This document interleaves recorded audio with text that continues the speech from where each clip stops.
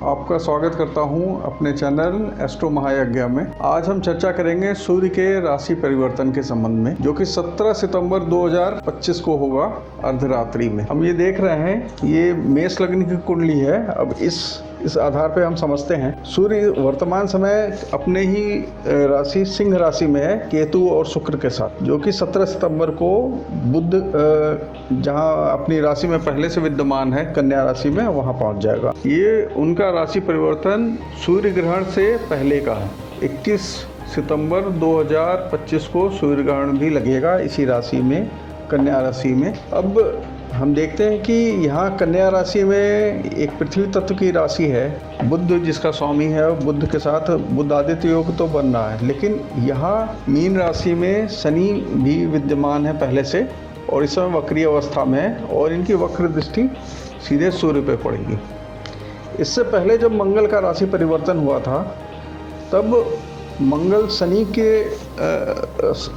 बिल्कुल सप्तम भाव में थे, और काफ़ी बुरा समय था विश्व के लिए, और अशांति फैली हुई थी। लेकिन उनके परिवर्तन से, राशि परिवर्तन से वो तुला राशि में पहुंच गए, और कुछ हद तक स्थितियां अच्छी हो गई। लेकिन जब एक अग्नि तत्व का ग्रह फिर से एक वायु तत्व के वक्री ग्रह यानी शनिदेव के सामने आएगा, तो यह दुनिया पे प्रतिकूल प्रभाव डालेगा।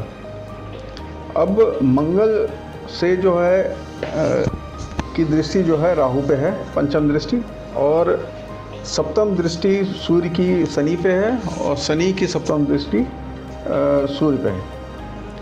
तो ये भी काफ़ी अशांति पैदा करने वाला है वर्तमान समय में, क्योंकि अभी जो हम देख रहे हैं देश दुनिया में, वो आर्थिक उतार चढ़ाव का बहुत ज़्यादा इसमें बना हुआ है।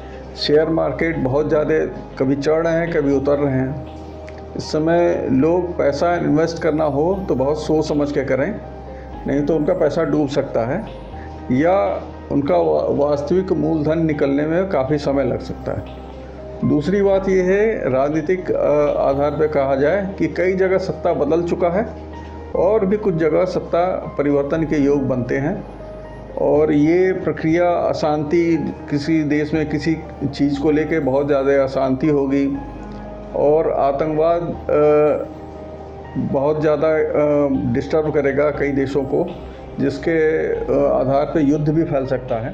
आर्थिक बदलाव में एक बहुत ही निगेटिव पॉइंट जो है ये है कि इस समय नौकरियों में छटनी जो है, नौकरियां कम होंगी, अर्थात जो पहले से जॉब कर रहे हैं उनकी नौकरियां जा सकती हैं। तो ये भी एक बहुत बुरी स्थिति है, और इस तरह से जैसे जैसे नौकरियां कम होती जाएंगी, स्वाभाविक है कि लोगों में अपने राष्ट्राध्यक्षों के प्रति असंतोष बढ़ेगा, और वे भी एक कारण होगा सत्ता परिवर्तन का।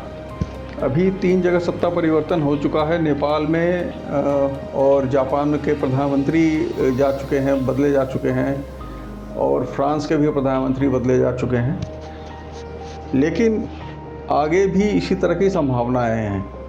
अभी सभी देश जो हैं इजराइल के ऊपर हावी होना चाहते हैं, वे अभी संभावना इसकी बन रही है कि एक बड़ा युद्ध उस क्षेत्र में होने का मतलब इंतजार कर रहा है, और एक बहुत बड़ा डिस्टर्बेंस उस क्षेत्र में होगा।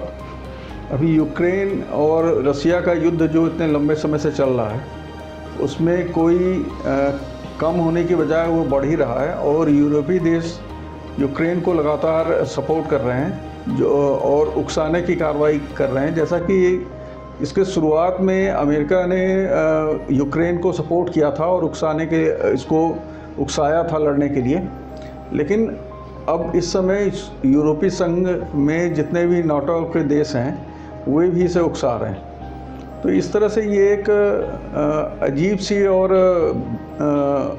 बहुत ही हानिकारक स्थिति बन रही है विश्व स्तर पे, क्योंकि इससे महंगाई बढ़ रही है, आर्थिक स्थितियाँ जो हैं खराब हो रही हैं देशों की, क्योंकि पहले यूरोपीय देश रूस से कच्चा तेल सस्ते दामों में खरीदते थे, अब वे अन्य देशों से खरीद रहे हैं महंगे दामों पे, तो उनकी भी आर्थिक स्थितियाँ खराब हो रही हैं। लेकिन वे अमेरिका के दबाव में ऐसा करने को बाध्य हो रहे हैं, अपने व्यक्तिगत हित को छोड़कर वे इस युद्ध में शामिल हो रहे हैं या इसको आगे बढ़ाने का काम कर रहे हैं। सूर्य का ये राशि परिवर्तन 4 राशियों के लिए ठीक नहीं है, काफ़ी नेगेटिव है, लेकिन इससे घबराने की कोई ज़रूरत नहीं है, ना परेशान होने की ज़रूरत है, क्योंकि इससे पहले मैंने अपने वीडियो में बताया था कि सूर्य कुंडली में कितना भी खराब हो या गोचर में उसकी स्थिति अच्छी ना हो, फिर भी इसके शुभ फल प्राप्त किए जा सकते हैं। उसके लिए यही शर्तें हैं कि आप सूर्योदय से पहले उठें, व्यायाम, प्राणायाम और योगासन वगैरह करें और अपने पिता का ध्यान रखें, उनकी सेवा करें और सात्विक रहें।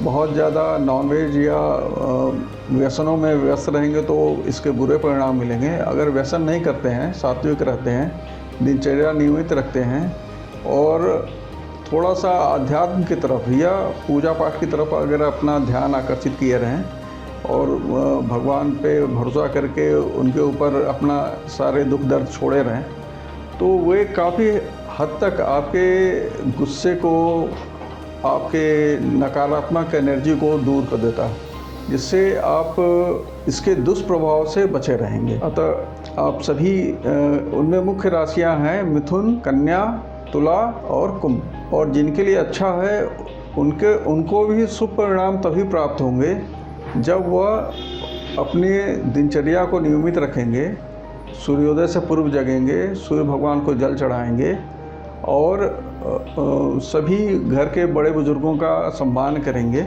ये उसकी प्राथमिक शर्तें हैं और जो भी इन शर्तों को पूरा करता है वही उनके शुभ फल प्राप्त कर सकता है। धन्यवाद।